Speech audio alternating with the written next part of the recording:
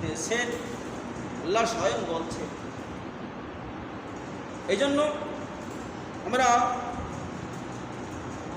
এবং যারা 4টি গুণের অধিকারী হবে, 4টি গুণের যারা অধিকারী তারা আমাদের সমস্ত মানুষ ক্ষতির মধ্যে রয়েছে। তাহলে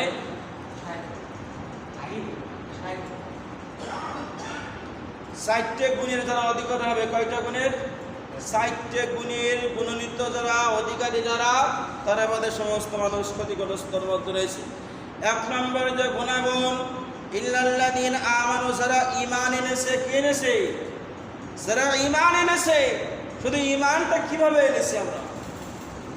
যারা ঈমান এনেছে, যে যারা আল্লাহ, নবী, ফেরেশতা, কিতাব আসমানী সমূহ এবং তাকদীরকে যারা বিশ্বাস করেছে, যারা বিশ্বাস স্থাপন করেছে,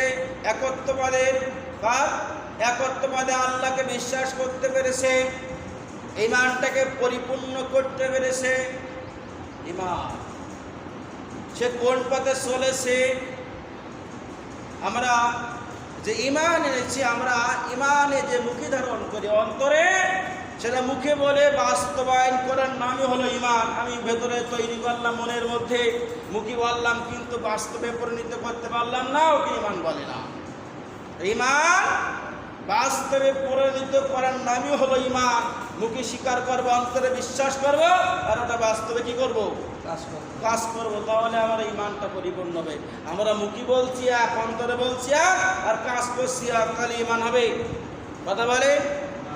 তাহলে ঈমান, যে ঈমান আমাদের আছে কিনা?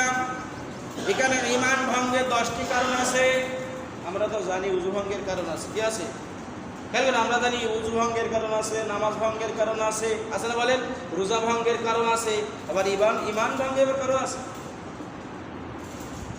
খুবই গুরুত্বপূর্ণ যে ঈমান ভঙ্গের 10টি কারণ।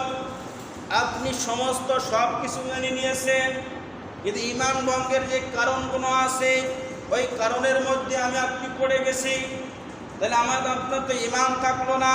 তাহলে তো আমরা বড় ক্ষতিগ্রস্তের মধ্যে পড়ে গেলাম। আল্লাহ যেখানে